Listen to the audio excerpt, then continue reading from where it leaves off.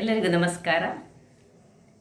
ಇನ್ನೊಂದು ಸಮ್ಮರಿಗೆ ಬೇಕಾದಂತಹ ಲಸ್ಸಿ, ಬಹಳ ಸುಲಭ ರೀತಿಯಲ್ಲಿ ಮಾಡುವಂತಹ ಪುದೀನದಿಂದ ಮಾಡಿದಂತಹ ಲಸ್ಸಿ. ಅದರೊಟ್ಟಿಗೆ ಸಂಜೆಯ ಸ್ನ್ಯಾಕ್ಸಿಗೊಂದು ಕಾಲಿಫ್ಲವರ್ನ ಪಕೋಡ ಬಹಳ ಟೇಸ್ಟಿಯಾಗಿ ಬರ್ತದೆ ಮತ್ತು ಹೆಚ್ಚಿನ ವಸ್ತುಗಳ ಅಗತ್ಯವೂ ಇಲ್ಲ. ಮನೆಯಲ್ಲಿ ಏನೆಲ್ಲ ಸಾಮಗ್ರಿ ಉಂಟು ಅದನ್ನೇ ಯೂಸ್ ಮಾಡುವಂತಹದ್ದು. ಹಾಗಾದರೆ ಯಾರೆಲ್ಲ ನನ್ನ ಚಾನಲನ್ನು ನೋಡ್ತಿದ್ದೀರಿ, ಯಾರೆಲ್ಲ ಇನ್ನೂ ಸಬ್ಸ್ಕ್ರೈಬ್ ಮಾಡಿಲ್ಲ, ದಯವಿಟ್ಟು ಸಬ್ಸ್ಕ್ರೈಬ್ ಮಾಡಿ ಸಪೋರ್ಟ್ ಮಾಡಿ ಅಂತ ಹೇಳುತ್ತಾ ಬನ್ನಿ. ಯಾವ ರೀತಿಯಲ್ಲಿ ಈ ಪುದೀನದ ಲಸ್ಸಿ ಆರೋಗ್ಯಕ್ಕೆ ಬಹಳ ಉತ್ತಮವಾದುದು. ಮಧ್ಯಾಹ್ನ 1 ಗ್ಲಾಸ್ ಊಟ ಆದಮೇಲೆ ಸಹ ಕುಡಿಬೋದು, ಊಟದ ಮೊದಲು ಕುಡಿಬೋದು. ಇದು ಸಿಹಿಯಾದ ಲಸ್ಸಿ. ಬನ್ನಿ ಹೇಗೆ ಮಾಡೋದೆಂದು ನೋಡೋಣ. ನಮಸ್ತೆ ಮಿತ್ರರೇ, ಇವತ್ತು ಪುದೀನವನ್ನು ಬಳಸಿ ಈ ಸಮ್ಮರ್ ಸೀಸನ್ಗೆ ಬೇಕಾದಂತಹ ಒಂದು ಲಸ್ಸಿ ತಯಾರಿಸೋಣ. ಸ್ವಲ್ಪ 4-5 ಹೀಗೆ ಸ್ಟ್ರಿಂಗ್ಸ್ಗಳಷ್ಟು ಪುದೀನ ಇದ್ದರೆ ಸಾಕಾಗ್ತದೆ ನಮಗೆ. ನೋಡಿದ್ರೆ ನಾನು ತೊಳೆದು ಸ್ವಲ್ಪ ನೀರಿನಲ್ಲಿ ಪುನಃ ಇಟ್ಕೊಂಡಿದ್ದೇನೆ.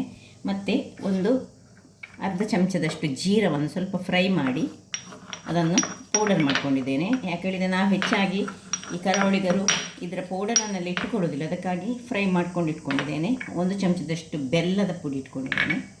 ಮತ್ತು ಬ್ಲ್ಯಾಕ್ ಸಾಲ್ಟ್ ಬೇಕು ನಮಗೆ ಸ್ವಲ್ಪ. ಇದನ್ನು ನಾನು ಈಗ ತಂದದಷ್ಟು, ಅದರಿಂದಾಗಿ ಮುಗ್ದಿದ್ದದು ಹೊಸತ್ತು ಇನ್ನೀಗ ಹಾಕಬೇಕು ಬಾಟಲಿಗೆ. ಮತ್ತು ಈ ಸಬ್ಜಾ ಬೀಜ, ಕಾಮಕಸ್ತೂರಿ ಬೀಜ 1 ಚಮಚದಷ್ಟು ನೀರಿನಲ್ಲಿ ಹಾಕ್ಕೊಂಡಿದ್ದೇನೆ. 1 ಲೋಟದಷ್ಟು ನಮಗೆ ಮೊಸರು, ಗಟ್ಟಿ ಮೊಸರು ಬೇಕು. ಈಗ ಮೊದಲಿಗೆ ನಾವು ಒಂದು ಮಿಕ್ಸಿ ಜಾರನ್ನು ತೆಗೆದುಕೊಂಡು ನಾವಿವತ್ತು 2 ಬಗೆಯ ವಸ್ತುಗಳನ್ನು ತಯಾರಿಸೋಣ. ಒಂದು ಊಟಕ್ಕೆ ಈ ಫೂಲ್ ಗೋಬಿ ಏನು ಹೇಳ್ತೇವೆ ನಾವು, ಕಾಲಿಫ್ಲವರ್, ಅದರದ್ದು ಪೋಡಿ ಮಾಡ್ತಾಯಿದ್ದೇನೆ, ಪಕೋಡ. ಅದಕ್ಕೆ ಮೊದಲಿಗೆ ಇದನ್ನು ಸ್ವಲ್ಪ ನೀರಿನಲ್ಲಿ ಹಾಕ್ಕೊಂಡು ಅದರೊಟ್ಟಿಗೆ ಉಪ್ಪನ್ನು ಹಾಕ್ಕೊಂಡು ನಾನು ಇಟ್ಕೊಡ್ತೇನೆ. 5 ನಿಮಿಷಗಳ ಕಾಲ ಇದು ಈ ರಾಕ್ ಸಾಲ್ಟ್ ಹಾಕಿ ಖಾಲಿ ನೀರಿನಲ್ಲಿ ಇಟ್ಕೊಂಡಿದ್ದೇನೆ. ಇದನ್ನು ಮತ್ತೆ ಮಾಡೋಣ, ಇದು ಸೈಡಲ್ಲಿರಲಿ. ಮೊದಲಿಗೆ ನಾವು ಲಸ್ಸಿ ತಯಾರಿಸೋಣ. ಒಂದು ಮಿಕ್ಸಿ ಜಾರ್ ಹಾಕ್ಕೊಂಡು ಅದರಲ್ಲಿ ನೋಡಿ ಈ ಎಲೆಗಳನ್ನು ಮಾತ್ರ ಹಾಕಿದರೆ ಸಾಕು, ದಂಟು ಬೇಡ. ಎಳಾತ್ತಾದರೆ ದಂಟು ಸಹ ಹಾಕ್ಕೊಳ್ಬೋದು. 4-5 ಎಲೆಗಳಷ್ಟಿದ್ದರೆ ಒಳ್ಳೆಯದಾಗ್ತದೆ. ಎಲ್ಲ ಹಾಕ್ಕೊಳ್ತೇನೆ ಇದು ದಂಟುಗಳನ್ನು ತೆಗೆದುಕೊಂಡು. ಇನ್ನು ಬೆಲ್ಲ, 1 ಚಮಚದಷ್ಟು ಬೆಲ್ಲ,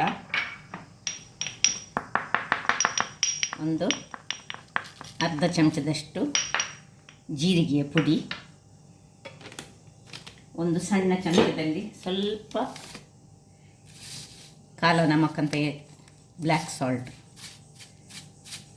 ನೋಡಿ ಇಷ್ಟು ಸಾಕು. ಇನ್ನು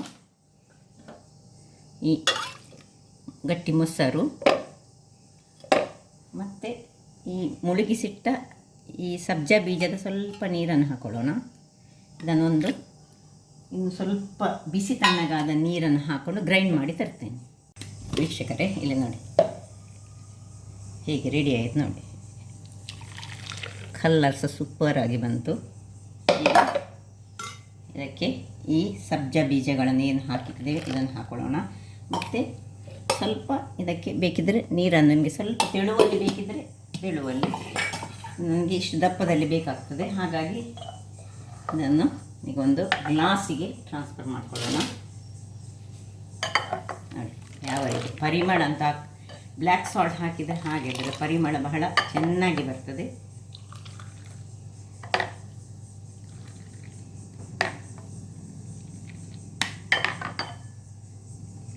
ಈ ಸಮ್ಮರ್ ಸೀಸನಿಗೆ ಬೇಕಾದಂತಹ ಬಹಳ ರುಚಿಕರವಾದ ಲಸ್ಸಿ ರೆಡಿ ಆಯಿತು.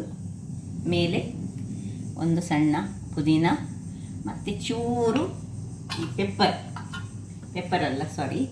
ಈ ಜೀರಿಗೆಯ ಪುಡಿಯನ್ನು ಸ್ವಲ್ಪ ಹೀಗೆ ಹಾಕಿದರೆ ಒಂದು ರುಚಿಕರವಾದ ಪೇಯ ರೆಡಿ ಆಯಿತು. ಈಗ ನಾವೀಗ ಈ ಒಂದು ಕಾಲಿಫ್ಲವರ್ನಿಂದ ಪಕೋಡ ಮಾಡೋಣ.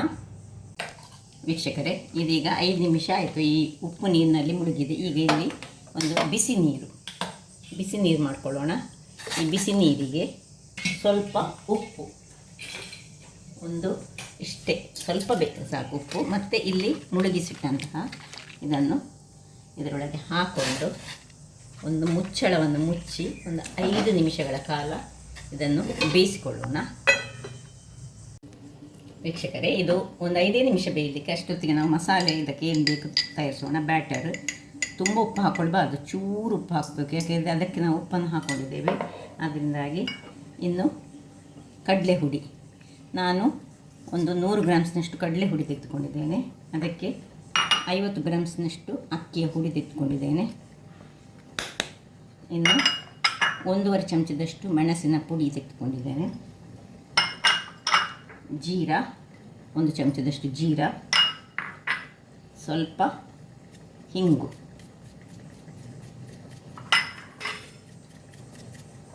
ಇನ್ನು ಇದಕ್ಕೆ ನೀರನ್ನು ಸೇರಿಸಿಕೊಂಡು ಸ್ವಲ್ಪ, ತುಂಬ ದಪ್ಪ ಬೇಡ, ಹದಾದಲ್ಲಿ ನಿಧಾನಕ್ಕೆ ನೀರನ್ನು ಹಾಕ್ಕೊಂಡು ಒಳ್ಳೆ ಒಂದು ಬ್ಯಾಟರನ್ನು ರೆಡಿ ಮಾಡ್ಕೊಳ್ಳೋಣ. ಇದು ಸ್ವಲ್ಪ ದಪ್ಪ ಆಗಬಾರ್ದು, ತುಂಬ ಹದದಲ್ಲಿ ಇರಬೇಕು.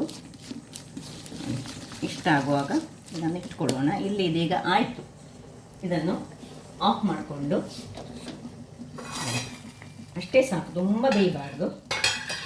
ಅದನ್ನು ತಣ್ಣಗಾಗಲಿಕ್ಕೆ ಒಂದು ಪಾತ್ರೆಗೆ ಹೊರಗೆ ತೆಗೆದುಕೊಳ್ಳೋಣ. ಇದರಿಂದ ಪಾತ್ರೆಯಲ್ಲಿ ಒಂದು ಹೊರಗೆ ತೆಗೆದುಕೊಳ್ತೇನೆ.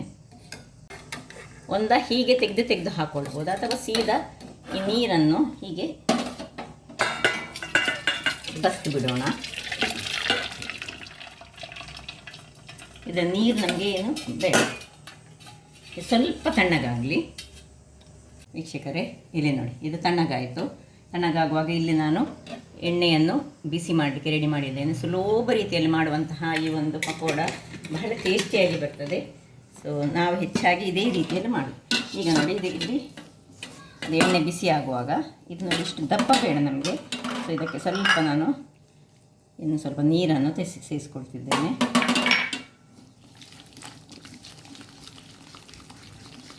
ಇನ್ನು ಸ್ವಲ್ಪ ನೀರಿನ ಅಗತ್ಯ ಉಂಟು. ಉಪ್ಪು ಎಲ್ಲ ಸ್ವಲ್ಪ ಚೆಕ್ ಮಾಡಿ, ಯಾಕೆಂದರೆ ಇದರಲ್ಲಿ ಸ್ವಲ್ಪ ಉಪ್ಪು ಇರುವ ಕಾರಣ ನಾವು ಇದಕ್ಕೆ ಉಪ್ಪು ಸ್ವಲ್ಪ ಕಡಿಮೆಯನ್ನು ಹಾಕ್ಕೊಳ್ಬೇಕಾಗ್ತದೆ.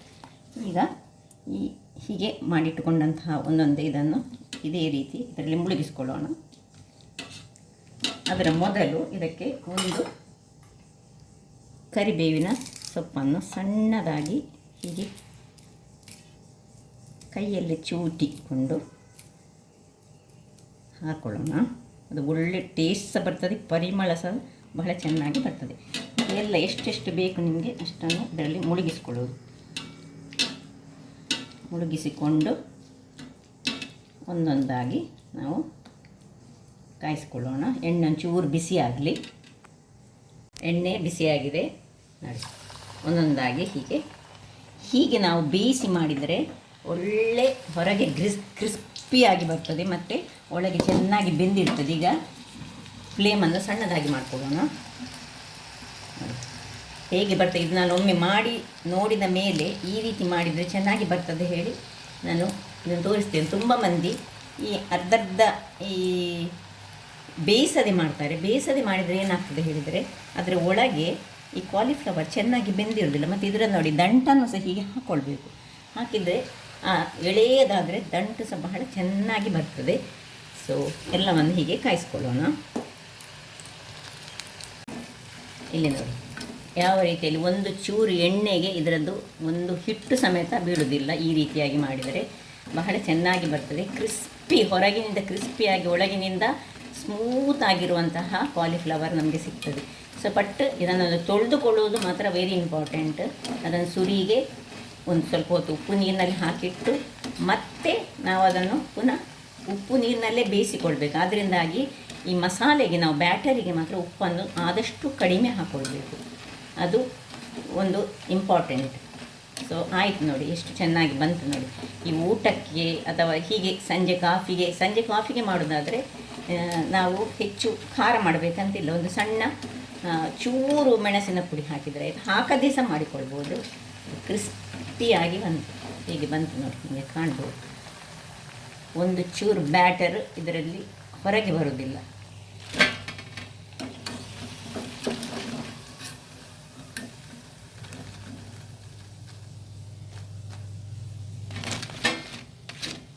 ಇನ್ನು ಅದೇ ರೀತಿ ಪುನಃ ಉಳಿದ ಅದನ್ನು ನಾನು ನೋಡಿ ನನ್ನ ಹಿಟ್ಟು ಸಹ ಹಾಗೆ ಎಷ್ಟು ಬೇಕು ಅಷ್ಟೇ ಹಿಟ್ಟನ್ನು ಮಾಡಿಕೊಂಡಿದ್ದೇನೆ. 100 ಗ್ರಾಮ್ಸ್ನಷ್ಟು. ಇದು ಕೇವಲ ಈ ಒಂದು 1/4 ಕಿಲೋದಷ್ಟು ಉಂಟೇನ ಯಾವುದು ಕಾಲಿಫ್ಲವರು ಅಷ್ಟೇ. ಇದು ಒಟ್ಟು ಒಂದು ದೊಡ್ಡ ಕಾಲಿಫ್ಲವರ್ ತಂದದ. ಇದು ನಾನು 3ನೇ ಬಾರಿ ಮಾಡೋದು. ಅದರಿಂದಾಗಿ ಬಹಳ ಚೆನ್ನಾಗಿ ತಿನ್ನಲಿಕ್ಕೆ ಬರ್ತದೆ ಹೇಳಿ ನನಗೆ ಗೊತ್ತಾದ ಮೇಲೆ ನಾವು ವೀಕ್ಷಕರಿಗೆ ಇದನ್ನು ತೋರಿಸುವ ಅಂತ ಹೇಳಿ ನಾನು ಮಾಡ್ತಾಯಿದ್ದೇನೆ. ಹಾಗಾದರೆ ನೋಡಿದ್ರಲ್ಲ ವೀಕ್ಷಕರೇ, ಒಂದು ಸುಲಭ ರೀತಿಯಲ್ಲಿ ಈ ಒಂದು ಕಾಲಿಫ್ಲವರಿನ ಪಕೋಡವನ್ನು ಮಾಡ್ಬೋದೆಂದು. ವೀಕ್ಷಕರೇ ನೋಡಿ ಎಷ್ಟು ಎಳೆಯಾಗಿ ಬರ್ತದೆ ಹೇಳಿದರೆ ನಿಮಗೆ ಕಾಣ್ಬೋದು, ಅಷ್ಟು ಚೆನ್ನಾಗಿ ಆಗ್ತದೆ. ಸೊ ಆಫ್ ಮಾಡ್ಕೊಂಡಿದ್ದೇನೆ. ಎಣ್ಣೆ ಸಹ ಹೆಚ್ಚಾಗಿ ಎಳೆದುಕೊಳ್ಳೋದು ಸಹ ಇಲ್ಲ. ನೋಡಿ ಎಷ್ಟು ಎಣ್ಣೆ ಹಾಕಿದ್ದೇನೆ ಅಷ್ಟೇ ಎಣ್ಣೆ ಇದರಲ್ಲಿ ಉಂಟು. ಹಾಗಾದರೆ ನೋಡಿ ಕ್ರಿಸ್ಪಿ ಅಂತ ಹೇಳಿದರೆ ಅಷ್ಟು ಕ್ರಿಸ್ಪಿಯಾಗಿ ಉಂಟು. ನೋಡಿ ನಾನು ಬೇಕಿದ್ರೆ ನಾನು ತಿಂದು ತೋರಿಸ್ತೇನೆ ನಿಮಗೆ. ಆಗದ್ದು ನೋಡು,